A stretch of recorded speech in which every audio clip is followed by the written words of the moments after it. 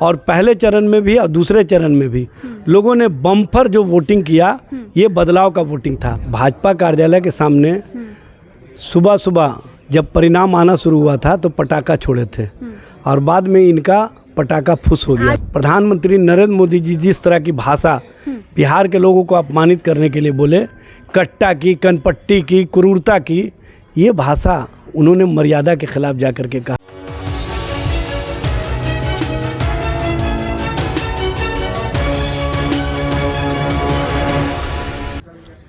नमस्कार, आप देख रहे हैं मंथन टुडे न्यूज़। देखिए, बिहार में 2 चरणों की मतदान समाप्त हो गई है। अब नज़र है तो सिर्फ 14 तारीख की।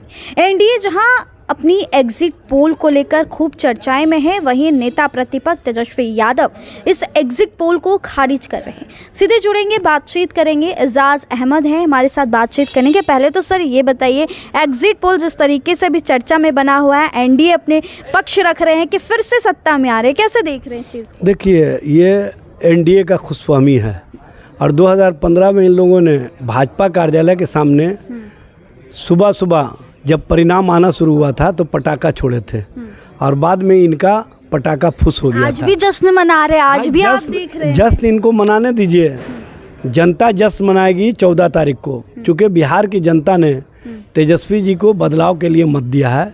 बिहार में परिवर्तन की राजनीति को जिस तरह से बल मिला और तेजस्वी जी ने जिस तरह से हर घर नौकरी की बात की, महिलाओं के सम्मान की बात की, आर्थिक न्याय की बात की, महिलाओं के सुरक्षा की बात की, और सबसे बड़ी बात यह है कि जिस तरह से आम जन ने तेजस्वी जी के प्रति भरोसा जताया, विश्वास जताया, और तेजस्वी जी के संबंध में आम लोगों के बीच से एक ही आवाज़ आ रही थी कि तेजस्वी जी जैसा नेतृत्व करता हमको चाहिए जो बिहार को आगे बढ़ाने में, बिहार के सर्वांगीण विकास में, बिहार के लिए, बिहारियों के लिए सोच रखता हो। जबकि एनडीए के लोग, प्रधानमंत्री नरेंद्र मोदी जी जिस तरह की भाषा बिहार के लोगों को अपमानित करने के लिए बोले, कट्टा की, कनपट्टी की, क्रूरता की, ये भाषा उन्होंने मर्यादा के खिलाफ जाकर के कहा और कहीं ना कहीं बिहारियों का अपमान किया।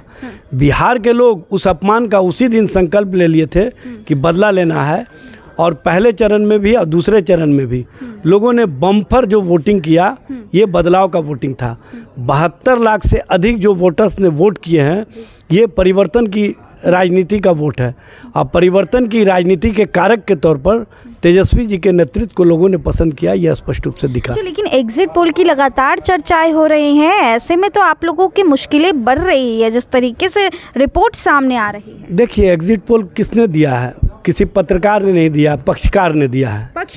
पक्षकार ने दिया है, और वो भी कहीं ना कहीं स्क्रिप्ट जिसके द्वारा दिया जाता है, उसी स्क्रिप्ट के अनुसार अमित शाह ने 160 का नैरेटिव सेट कर दिया था। 160 के इर्द गिर्द जितना भी आप देख लीजिएगा एग्जिट पोल के एजेंसियां हैं, उन लोगों ने सिंपल ऑफ साइज नहीं बताया कि कितने लोगों से हमने बात की, कितने लोगों से इस पर चर्चा की, कुछ नहीं।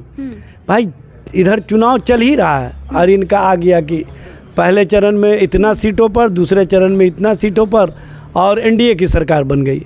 इतना आसानी से सरकार नहीं बनती है। 2015 में भी सरकार बनवा दिए थे और 2024 में भी 400 पार ले जा रहे थे और धड़ाम से गिर गए। इस बार भी इनको इस बार आप लोग नहीं, कॉन्फिडेंस हमको जनता का है। जनता ने जो मैंडेट दिया है, जनता ने जो तेजस्वी जी पर विश्वास जताया है, जनता ने जो परिवर्तन और बदलाव के लिए वोट किया है, वो स्पष्ट रूप से दिख रहा है। इसीलिए बदलाव की राजनीति की दिशा में तेजस्वी जी जब पहली पसंद बने हुए हैं, और जब एनडीए ने अपना नेतृत्व ही सामने नहीं लाया तो नीतीश जी की बात कहाँ से होने लगी? तो नीतीश जी की बात करने वाले कहीं ना कहीं इस तरह की राजनीति का नैरेटिव सेट करके अपने ही राजनीति के चक्रव्यूह में फंस गए हैं।